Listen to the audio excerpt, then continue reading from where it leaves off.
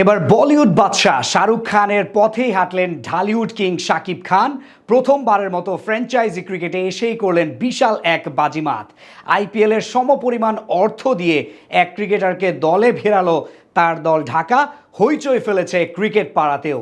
এদিকে শাকিব খানের মতোই চুপ করে বসে নেই ফরচুন বরিশাল। অধিনায়ক হিসেবে দলে ভিড়িয়েছে তামিম ইকবালকে, রিটেইন করেছে মুশফিককেও। আসন্ন বিপিএলের জন্য কোন খেলোয়াড়দের পেছনে কত টাকা খরচ করছে ঢাকা ও বরিশাল, উত্তর জানবো রিপোর্টে। বাংলা চলচ্চিত্র জগতে এখন একমাত্র বড় নাম শাকিব খান। ভক্তদের জন্য যেমন সব সময় তার কাছ থেকে থাকে ধামাকা, তেমনি প্রথমবারের মতো বাংলাদেশ প্রিমিয়ার লিগে অংশগ্রহণ করেই দিলেন বড় এক চমক। বিপিএলকে এবার আইপিএলের সমান নিয়ে গেলেন এই তারকা। রেকর্ড দামে এক ক্রিকেটারকে দলে ভেড়ালো তার দল ঢাকা, সাথে রাজধানীবাসীর জন্য নতুন নাম নিয়ে আসলো ঢালিউড কিং। সকল অনিশ্চয়তাকে পেছনে ফেলে আশার আলো দেখতে শুরু করেছে 2025 বিপিএল। শোনা যাচ্ছে চলতি মাসেই বসতে পারে দেশের সবচেয়ে বড় ঘরোয়া লিগের 11তম আসরের নিলাম এবং ডিসেম্বরের শেষ সপ্তাহে মাঠে গড়াতে পারে এই টুর্নামেন্ট।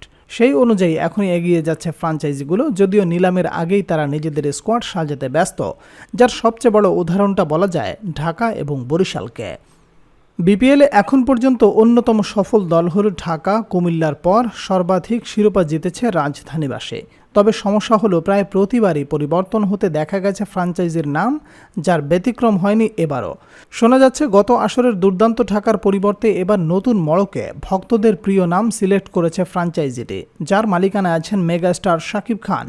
ভক্তদের দেয়া একাধিক নাম থেকে বেছে নিয়ে 2025 আসরের জন্য দলটির নামকরণ করা হয় ঢাকা ক্যাপিটালস, যেই নামে এরই মধ্যে একটি ফেসবুক পেজও তৈরি করেছে ফ্র্যাঞ্চাইজি কর্তৃপক্ষ। এদিকে আনুষ্ঠানিকতার প্রথম দিনই বড় চমক দিলেন শাকিব খান। পেজ খোলার একটু পরেই বিশাল সংবাদ দেয় ঢাকাবাসীর জন্য।